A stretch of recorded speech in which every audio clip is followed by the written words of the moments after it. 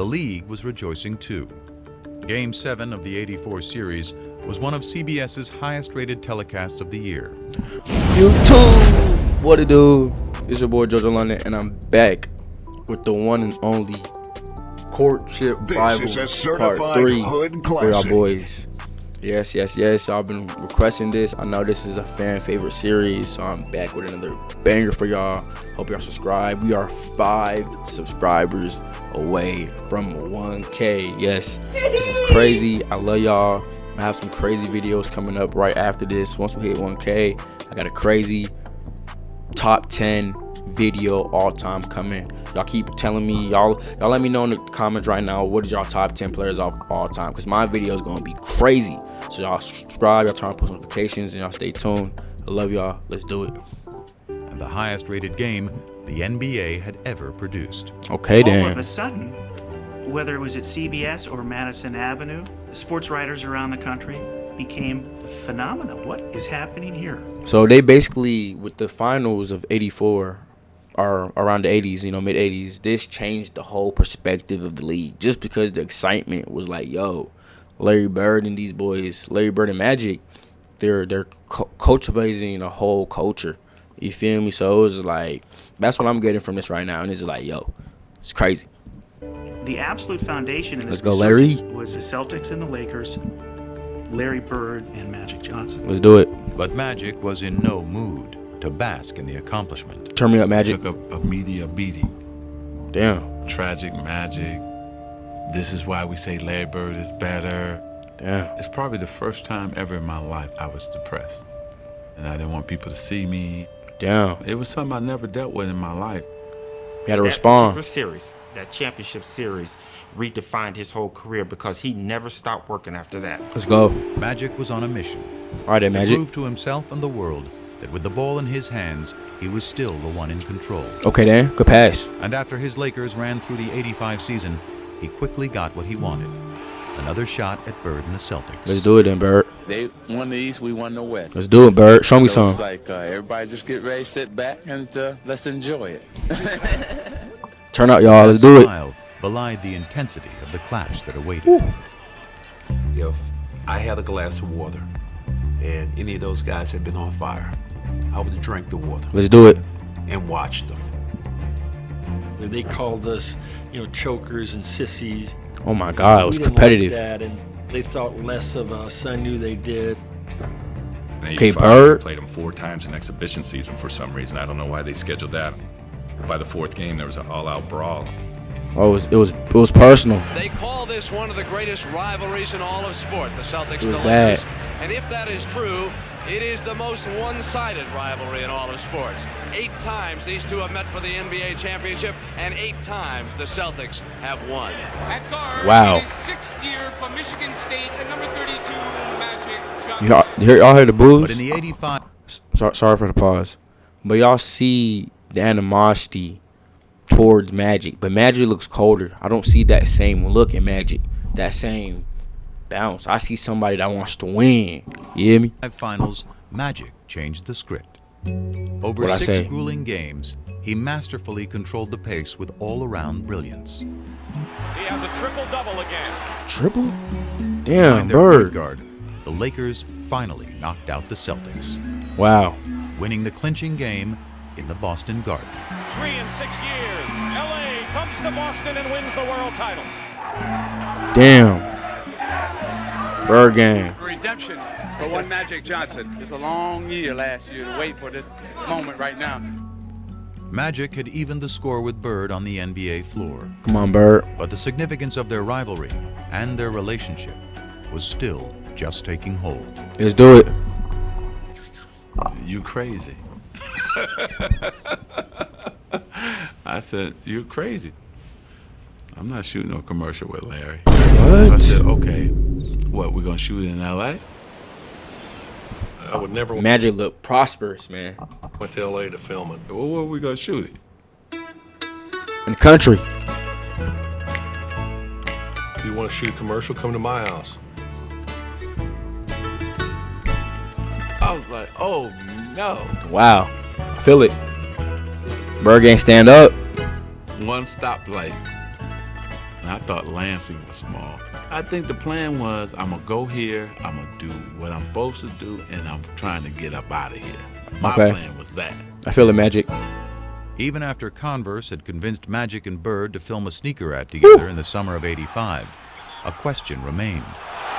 How would the two hated rivals on the court get along off of it? Let's see. I don't know how he's going to react. I don't know how I'm going to react. We didn't even shake hands, so how are we going to do a commercial together? Sorry, y'all. I want to show y'all the kicks. We didn't even shake. Those are nasty. Those are hot. For the 80s, I'm already knowing all y'all had them back in the day. Y'all let me know y'all sneaker game. I'm finna show you what I got right now. Y'all know about these right here, though, right? Woo! Y'all see these? How y'all feel about these? If y'all want to see a sneaker collection, a sneaker video, eventually, y'all keep subscribing. And y'all can even recommend some sneakers y'all should get. You feel me? Y'all throw some crazy ones in there. All right, let's do it. He filmed at the home Bird had built for his mom. Damn, Bird. It featured a full-length basketball court, the day's first location. So they say, okay, you're playing one-on-one, and That's I'm nice. looking at Larry, and he's looking at me like, is this real? Are we playing? Because, you know, this is Magic and Bird. I could just hear Larry, you know, starting in on, well, you bring it to the basket, and I'm going to send it 30 rows up. So the guy was like, no, not like that. A fun game. We were both like, oh, okay. Nah, like, man. Petty. You can see this relief coming over both of our faces. That brief détente led to the next stage, dialogue. We sat down next Let's to do each it. other. How was your summer? Oh, it's going good. How was yours? It's going great. That's what's up. I said, man, it's a nice spread you got. I feel it. And he's asked me, is this where you play? Practice. Yeah, I play here if it's not windy. If it's raining or windy, I go to the gym. But this is where I do all my work. I see. Work on this game. Y'all, hey, to all my young ones, I know not some young ones in here.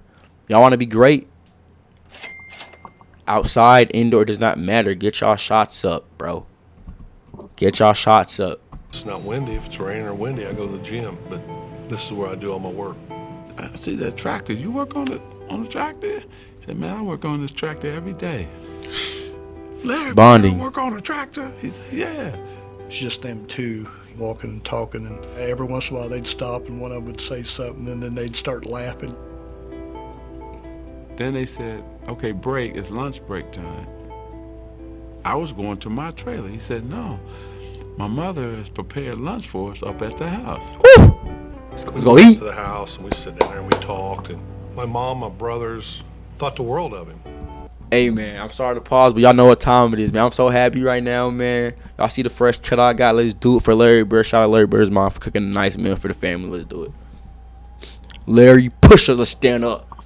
This is probably going to be the last video before we hit 1,000. I love y'all. I thank y'all from the bottom of my heart. But it's going to be a great YouTube career. I want to thank y'all for helping me grow as big as I am. And future awaits, all right? Let's do Larry Bird. Push us. Do it. Clean. I'm clean, man. I'm clean for Larry, man. I'm clean for Larry. Let's do it, man.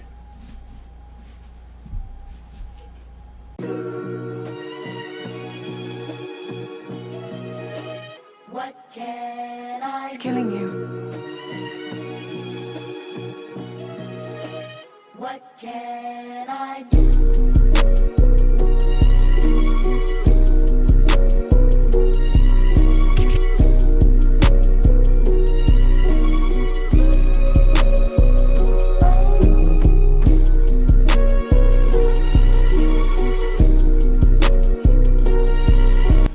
Thank you for 1,000 subs in advance. Y'all the greatest. Bird Gang stand up. It's your boy JoJo London. I love to be an entertainer for the future. Let's do it, man. It was so nice. Let's do Making it. sure I had enough. Third, 3 push-ups for Larry Bird I mom. just saw my mother. It was crazy. Shout out all the moms. You can see it. But that's Magic. He makes everybody feel welcome and warm. And Let's do it. he's a con man. Let's do it. And while Magic charmed Georgia Bird, it was someone else who intrigued her son. He met Irvin at lunch. Irvin is a good dude. I like Irvin a lot better than Magic. I was just so happy Feel to that. finally be Irvin with him because Magic was like, I don't know if I want to get to know this guy. But Irvin got a chance to talk about family, how he grew up. I love the relationship that they had, the dynamic. Like, they both respected each other's own values, and I feel like that's why their relationship was able to grow as strong as it did. I feel like we all should learn from them a relationship. Like, if you love somebody, if you care about somebody, respect their values, respect their morals, and you feel me, it could work. You feel me? On some cool shit. We just became two relaxed guys, just talking. That day was great. It was a great day. Beautiful day. Still, for Bird, ever the competitor, that's all it was. Just one day. Magic thinks the next year, okay, well, now we're great friends, so, after the game, we're going to go out, we're going to have a beer, and Larry's like, no. I feel that. You're right. I know you better. You're a good guy, but I still don't want anything to do with you. He's a happy-go-lucky guy. If me and him got to be really good friends, go out on the court, he can still play the same game. I feel that. I mean, that's just the way it is. Still got to win. But when the ad hit the airwaves, for others, the perception changed. I saw those limousines going through the cornfields, and I said, no. They didn't sell themselves out. I heard Converse made a pair of shoes for last year's MVP. If I got to get a pair of those, y'all let me know. Them are hot. I heard Converse made a pair of Bird shoes for last year's MVP. Yep. But they made a pair of Magic shoes for this year's MVP. Okay, Magic, show me what you got. Oh, this is really a business thing. The Bird shoe, the Magic shoe. Them boys hot. That's where the business thing started to get bigger and began to trump who they both really were. It polarized the whole idea of lunch bucket versus Hollywood, white versus black. Just cemented all the differences between them. Kids weren't wearing black gym shoes because they didn't want to be associated with the Larry Bird camp. I feel that. You wore your white Converse. The basketball rivals had morphed into cultural warriors, and race, more than ever, Spike Lee, become an unavoidable part of the conversation. Yo! But nothing about Bird and Magic had ever been as simple. Courtship rivals. One of the big reasons this rivalry became so emblematic of so many things is because it was an easy dichotomy for people to understand. Yeah, to pick. But it's crazy to simplify it as saying white people like Bird and black people like Magic because 13% of the country is black. But it wasn't like 87% of basketball fans preferred the Celtics. Yeah. Who's your favorite basketball player? Magic Johnson. Who's your favorite movie star? Eddie Murphy. Pina, all you ever talk about is nigga this and nigga that. Spike Lee, real. So-called niggas. It's different. Magic, Eddie, Prince are not niggas.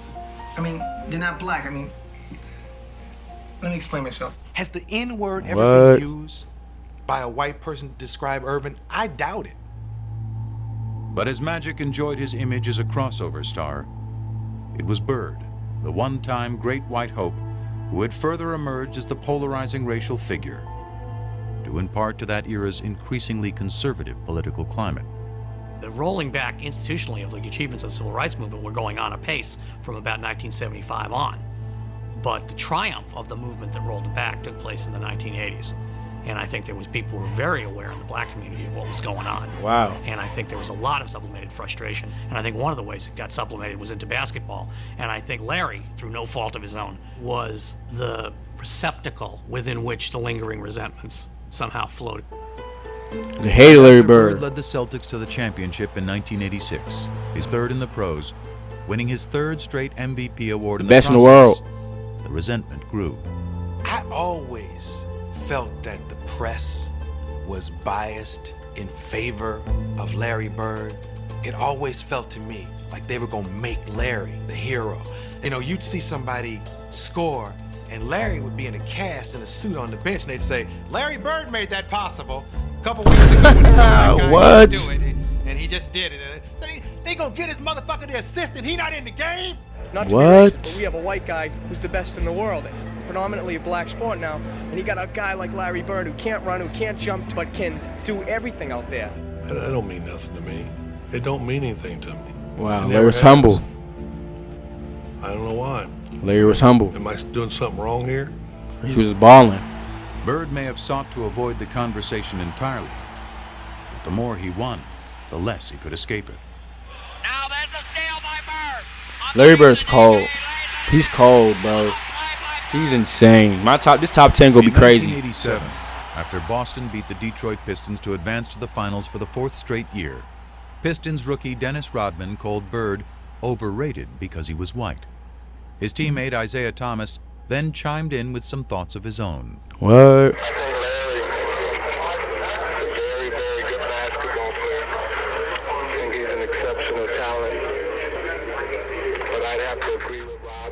Whoa. If he was black, he'd be just another good guy. Wow. I remember in the locker room, I think it was Jack McMullen came up to me and said, Isaiah just said, boom, boom, boom, boom. And I go, so? He didn't care. He didn't care. Everybody else around him cared very deeply in the days and weeks as it turned ahead. I mean, the media made it out like it was something, but it didn't matter to me what Isaiah or Dennis Rodman said, and it still don't. It has no bearing what I do in my life. He Wow, doesn't Larry Bird see humble. race. He really doesn't. And he could have. Shout out Larry Bird This guy gang. grew up poor, white, in southern Indiana. Southern Indiana, the home, by the way, of the modern Ku Klux Klan. Wow. How he managed not to be affected by the cultural milieu that he grew up in is, I think, a miracle. It's, to me, God, it's shout out God. When I was in about To 6th the or man 7th above. grade, I couldn't wait till school to be over because I knew over on the courts, the waiters from the hotel would be over there. They were black, older, and they let me play. Wow. And I always looked at that as I got an opportunity to play against a black man, and they treated me good. Yeah. I couldn't wait to play against the best, and at that time, they were the best. Nah, he's real, bro. I love Larry And in Bird. 1987, as Bird vied with Magic to be the best, the flap over Isaiah Thomas's racially fueled remarks forced Bird to address his least favorite topic at the worst possible time. He had to address I it. had to go to a press conference when I was in LA trying to get ready to play the Lakers and tell people I didn't care. This don't bother me. The main thing is if the statements or whatever was Young said Larry. doesn't bother me, I don't think it should bother any of us. From playing all year, trying to get back to the finals and play against Magic, this was a distraction. Bird was facing off against Magic for the 3rd time in 4 years, and if their relationship had softened, the determination to beat each other had not. Wow, this is nice. This is beautiful basketball.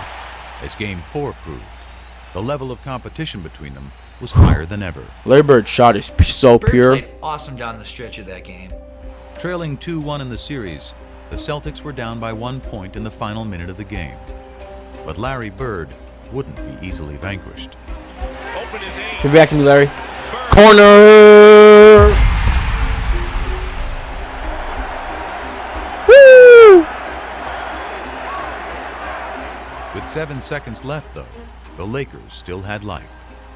3 years earlier in the '84 finals, Magic had flubbed a similar situation.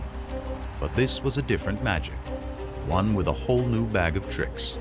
My man switched to Kareem, and Kevin McHale jumped out to me. As soon as I saw Kevin, I said, oh, I'm taking him. You know, Magic puts it on the floor, a couple head and shoulder fakes, and he raised up in the air. And there was nobody that was going to get that shot. Oh, that's tough. That's tough. That's cold. That's cold. I can't lie. That's cold. I remember after they called timeout thinking, there's still a shot here. Celtics may still win this game. Well, they set up a great play. Bird walked Worthy all the way up, forced the denial all the way up. We've done it before. Clear everybody out, go to the ball and break the corner. He caught it here, and as he caught it, all he had to do was turn. And he just turned, and he just let this thing go. Had a wide open look, couldn't believe it. And I'm standing right there. It is straight as an arrow. Dead on.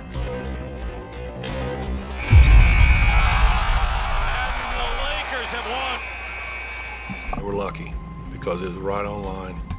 If Larry Bird hits that shot, yo, I think it's a different conversation right now, chat. What y'all thinking? If Larry Bird hits that shot, what we thinking, y'all? I'm not going to say what I'm thinking. Y'all just let me know If Larry Bird hits that shot in Game 4 of '87, what happens? He looked at me like, how did you ever leave me that wide open? You gotta be kidding me.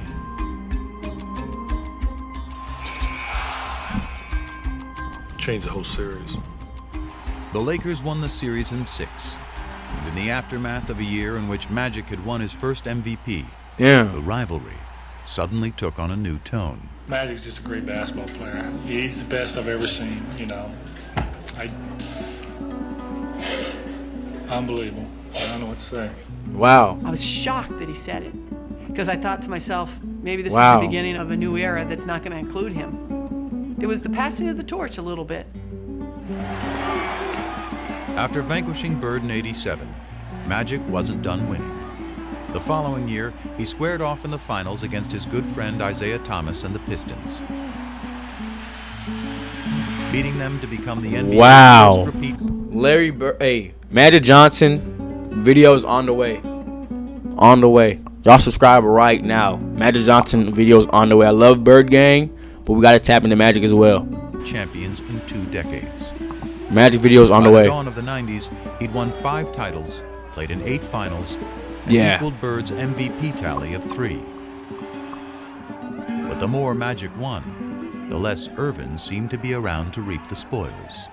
Wow. Once I tasted the champagne and the championship, I wanted more of that and more of that. So Magic kept growing because we were successful. And the persona and all that came with that. Wow. The Prince of LA was now the king. And in Hollywood, being royalty had its perks. What was Irvin Johnson's vice? Now, you know my publicist wants me to say winning. But women loved Irvin. The woman. Back then, before voicemail, they used to have these mail slots in the hotels where you leave your key. And when we get into a town, Irvin's mail slot would be so packed, and it would be just Susan and a phone number, Linda and a phone number, Joyce and a phone number. I mean, that was every city, every time. Wow. I was on top of my game as Magic, so I needed all that around me at that time. The women, the this, the that, Hollywood. Magic was living in a context of sybaritic excess from the minute he walked in the door, and he developed a sweet tooth for it. Wow. Sex with several women at the same time. Yeah. Like I said, women have different fantasies. Some want to be with 2 or 3 at a time. You know, one time I had 6 at one time. That's just... I really do believe he was popping. Magic Johnson as a movie character he played. I think Irvin got overwhelmed in LA by what it meant to be a star. That's probably true that the Magic ego swallowed Irvin a little bit, but that's okay because I couldn't win 5 championships without that. Through all this haze of women and money and fame and fortune, he still kept basketball at #1. He never seemed to lose that focus. Still had his game up to par. Damn, Larry Bird. had 2 jobs his last 7 years of playing. It was playing basketball, and then it was him being committed to taking care of his back. He had first heard it in 1985, building the driveway at his mom's house back in French Lick. Larry decides to do it himself. This is Larry Bird, the superstar, out there breaking his back, literally shoveling gravel. And that was the beginning of a process. I would see him on TV laying down, and then they told me that he had to lay down on planes, different things like that. And I was like, wow. As Magic soared through the prime of his career, Bird was breaking down. His deteriorating back and punishing style of play proving an excruciating mix. From 88 to 92, it was painful to watch. It was painful to cover. Larry is quite ornery when he's not feeling well, which means he was ornery for those next 4 years. He could manage the pain in a way that very few people can This do. nigga's legendary, He could bro. come in the office and he couldn't stand up straight. He the GOAT, But even bro. after This 2 nigga the ruptured GOAT, Achilles tendons bro. and surgery on his back in 1991, Bird kept going to work. Product of a lesson learned many years before, seeing the swollen ankle of a man long since gone. Well, we don't know if He it the broke GOAT. out, but it looked broke to me. I had to go to work and he had to get his boot on, and it took everything I had to help him get that boot on his foot. Then he stood up limping, and he says, well, I'll see you this weekend, because he was working construction at the time. And I was pretty amazed Wow. how he could fight through that all week, then come home on the weekend, and it was black and swollen, and he'd sit around on the weekend and put that boot on and go again. If you get paid to go to work, you got to go to work. It Larry was a Bird was a situation legend. that he was seeing almost daily. He had lost the structural stability in his spine, so it would slip into abnormal positions to try and lock itself to get an artificial stability. That's like getting your finger stuck in a door and somebody's still pushing on the door. So what we had to do was unlock his spine, realign it, do techniques that would hold that for 4 hours, 6 hours, that type of thing, and then he'd go play basketball.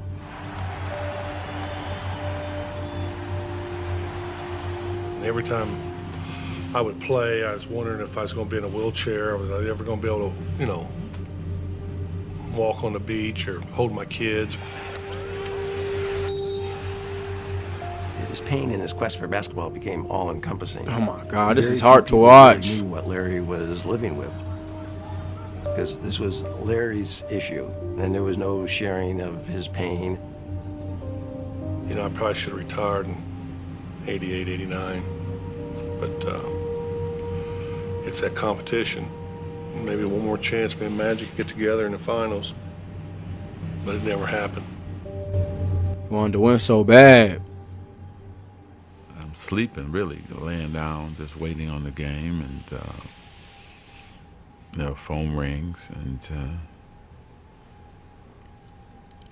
the voice says, "Hey, you gotta come back to LA." And I said, "Okay, why?" "Well, I can't tell you until you get to LA." The hell? So I said, "Okay." 2 hours later, he was in the office of Lakers team physician Michael Melman. Dr. What the hell? Melman starts to tell me that, you know, through the physical that I took, that they discovered that I had HIV.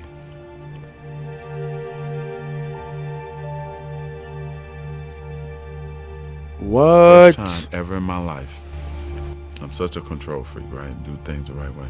I'm out of control. What? Oh, it was everything. How is it possible? What happened? How did it happen to me? And my mind is racing, you know, and then you're just devastated. Further Damn. complicating things, Magic had gotten married just 2 months earlier. He feared the worst for his new bride, Cookie, who was pregnant with their first child. What? I don't know what's going to happen with my wife and my baby. I don't know what's going to happen to me. I don't have control of the situation, and I was lost just for that next 2 or 3 weeks. And after Magic learned neither his wife nor his unborn child were infected, he began revealing the news to his inner circle. The phone rang, and it was Magic's agent, Lon Rosen. Damn. And he said, "Irvin's looking for you, call him." And I said, "I'll call him when I get to Paramount." And he says, "Call him now." I said, "Lon, I'll call him when I get to Paramount. I'll be there in 20 minutes. And he said, "You gotta call him now. Irvin's HIV positive." What? I remember I was sitting on the bed. I remember standing up at that point. And I said, "How is that possible?" Damn. I'm thinking Irvin's gonna get skinny and die. I mean, literally, that's what I thought. Irvin's gonna get skinny and die. Wow. The first person I thought of was Larry. I wonder what Larry thinks.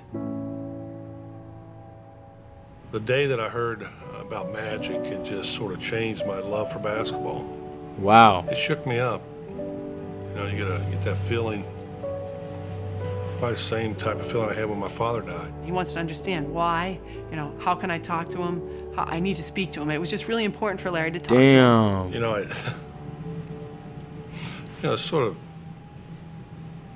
I don't know. I wanted to hear it from him, probably didn't believe it. Wow, he wanted to hear from his friend. Calls me, we're talking. You know, it's just, how you doing? I heard about it, and you can almost hear both of us with some tears in our eyes, and I'm choked up because he did call me. And, his friend. You know. Yeah, Magic. When something happens, damn, this shit crazy, Chad. To you.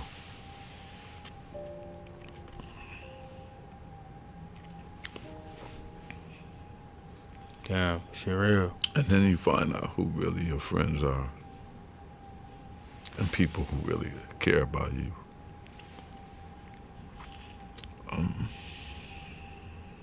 Yeah, bro. You figure all those battles,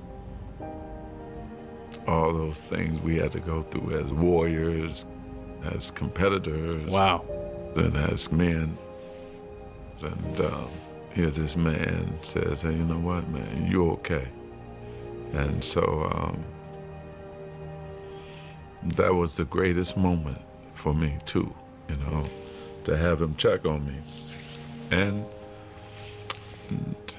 to make sure I was okay. Yeah.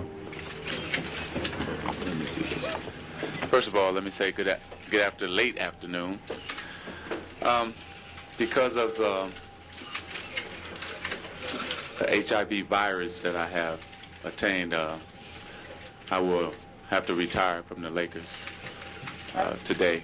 It's the only press conference I've ever been in where I've seen reporters cry. I mean, we thought this guy was in total denial. I plan on going on, living for a long time, bugging you guys like I've always have. Damn. We thought this smile was going to be wiped off his face forever, and he was going to die, but we're going to watch him die in public. I just remember in the room, he was joking, and I'm sitting there looking at him crying, and he's like, Coop, man, I'm going to be okay. I'm going to be okay. It's going to be all right. I am going to go on, I'm going to beat it, and I'm going to have fun. Sure, come on. You're going to beat this? And to him, it was a contest.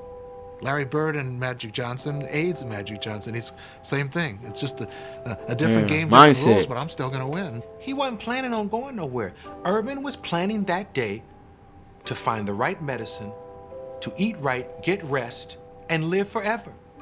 That's what he was planning. Thank you again, and I'll see you soon. But as Magic put up a positive public face, his nemesis, still out of sorts, shed the mask he had hidden behind for years. He was visibly like, wow, how could that happen? You know, it really set him back. Probably the two toughest days I've had since my father passed away, and I've been very depressed and sort of been out of it. I listened to him talk in this press conference about how devastated he was, and I remember thinking to myself, you know, goddamn, Larry found Irvin. You know, just out of the blue, something like that happening. It's just, I've never had, other than one other instance. I was hoping I'd never This is the best documentary I've ever watched. How I felt weeks after that. And yesterday was just a sad day. And at his game that night, Bird was forced to confront pain he couldn't so easily play through. Damn. Didn't want to be there that night. First time ever. And really last. I remember we played in Atlanta. Had no feel for the game, you know. This wasn't a good time to be out there. Never had that before. That night he threw a pass. I'll never forget, he threw a half-court pass behind his back for a layup. And if you blurred your eyes, just squinted your eyes, it looked like magic. And that was Larry saying goodbye. Yeah. You know, I mean, this competition thing is amazing. What it does to you. What you put your body through and what you do and what you say and how you feel, and knowing that he's not there wouldn't feel right. But I think it's all them years that, you know, what's he doing? What if he's practicing this hard? I bet he shot 500 shots a day and I didn't get 500 in. Damn, Larry. It's always that next level. Mind games. Bird played through the 91-92 season, his last in the NBA. But a part of him was already gone. I didn't check the papers anymore. You know, it didn't matter. I still want to compete, you know, but it wasn't the same. Damn, that's friend.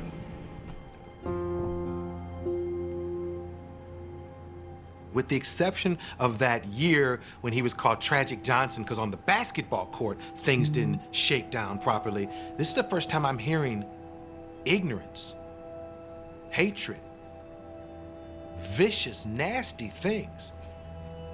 There was some of my former teammates who had their own little things that they were talking about and why this happened to me. You know anybody else that's heterosexual that got it? Come on, man. You're in denial.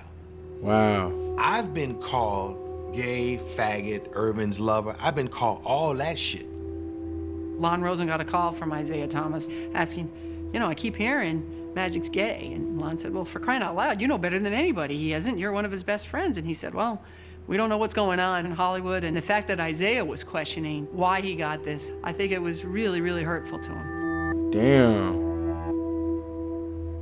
He used to say, you know, I don't want people to stop shaking my hand and giving me my hugs. He loves to be loved. And that's what bothered him the most, that people would change in relationship to him. He would show up at the Lakers facility to work out and to shoot some baskets, and he'd try to engage his teammates and say, hey, you want to play a little one-on-one before practice? And, oh, geez, no, I can't. I got to go get taped. Or, oh, geez, I got work to do. I got to do something else. The worst thing of all of this, that I couldn't play basketball. I don't even think dealing with HIV. It was I couldn't play. Wow. The game, the surroundings was his whole world. That's his personality. When you take that away, you know, you're hurting. I knew he was hurting in a big way. The only sex is safe sex, and that's no sex. As basketball went on without him, Magic performed ably in his new role as HIV educator and spokesman. I'm helping every way that I can. But he still pined for the arena, which had made him a star. Damn. So when he was invited to play in the 1992 NBA All-Star Game, he jumped at the chance, promptly stealing the show and winning MVP honors. But that was just a warm-up for the encore Magic had up his sleeve. He's not done yet because we're going to go to Barcelona and bring back the gold for everyone here in the United States. It's time, y'all. For the first time ever, NBA players would be competing in the Olympics. And Magic, armed with a message, I'm was so not locked about to in. miss the show. It would have proved to people that you were not going to get the disease playing against me. And then also for me too, personally, you know, it was therapy. It was a way to say, man, yeah, you get to do this one more time. Damn. There was also one other perk. I think playing play with with his Larry friend. was very important. That's something they talked about. I mean, he was going to be on the Dream Team. He was going to be with Michael. He was going to be with Barkley. But he was going to play with Larry. Magic kept saying to him, I just want to get you out on that court one more time. Let's just have one more sequence like we had all the way back in 1978. But it was interesting that with Magic being the one that was HIV positive, he felt great. He was in the best shape of his life. He had worked so hard to make sure he didn't go there as a token player. Feel And that. here was Larry, who couldn't even practice, who could barely move. But you know what? Didn't matter. We were still together. Damn. That's love. Hold me close and hold me fast. Just the memories. The magic spell you cast. This is La Vie en Rose. Damn, unks of the group. Woo! And when he got his opportunity, he switched a few. Larry, huh? Good shot, boy. Good shot, Larry. Excuse me. Now, who's taking the last shot with the game on the line? I got my opportunity. I still was Magic. Woo. –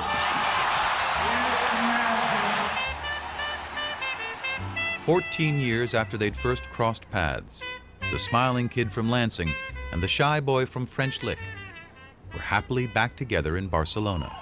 I love Barcelona But too, it y'all. took just one glance outside their hotel's front door each morning for them to see that as far as they had come, they were as far apart as ever. The only way you walk out that door if you wanted attention. But I asked this guy, I go, how can you get around this? There's got to be a way. Lo and behold, there was a side door. You can go wherever you want. I was going to tell him about it, but seeing that smile on his face, the closer you got to that front door, come on. He didn't want no side door. You know Irvin. I feel it. That's real. He go right in the middle of them. Turn the long way, sweetheart. There you go. I'm going out the front because that's who I am. I don't go out the back. Damn. I don't go out the side. That's not me. If you want to go somewhere in a hurry, there's a door that leads you there, and I found it. I respected him for that. And so, hell, I would try to find a side door for him. That's real. That's real. And we never tried to change each other. I feel that. That's what made this relationship great. Brothers. One of my pet peeves always is when people say, oh, Michael Jordan saved the NBA. Bullshit. Bullshit. Magic and Larry saved the NBA. That's who saved the NBA. Damn. Magic and Larry. Magic and Larry. Bird and Magic. Legends. To the millions who once watched them, now more than ever, they are inseparable.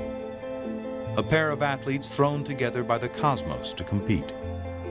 A pair of men who discovered a bond in the midst of that competition. Brothers. Decades removed from the height of their rivalry, their bond endures. Two impossibly different men with a connection only they can fully grasp. It's almost like a private little club. Wow. The two of them are in it. And every once in a while they need to show up to have a reunion and pay their dues to each other. But they don't need the day-to-day contact that most friends need. It's just not that kind of relationship.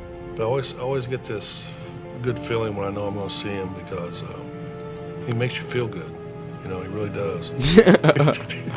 He's unbelievable. He's very private, but if he's your friend, man, you got a friend for life. Old heads now. And Larry Bird is a straight shooter. He'll tell you when he don't like you. That's one thing I wish I could have from him. That he has that I don't have, I wish I had that. Killer. I mean, he walked in here, this whole room would change. And maybe that's what I always wanted to be, but I just couldn't. Wow. Yin and yang, y'all. This is one of the best documentaries. I want to thank y'all for tuning in to Magic Johnson and Larry Bird's Courtship of Rivals. It has been a great 3-part series.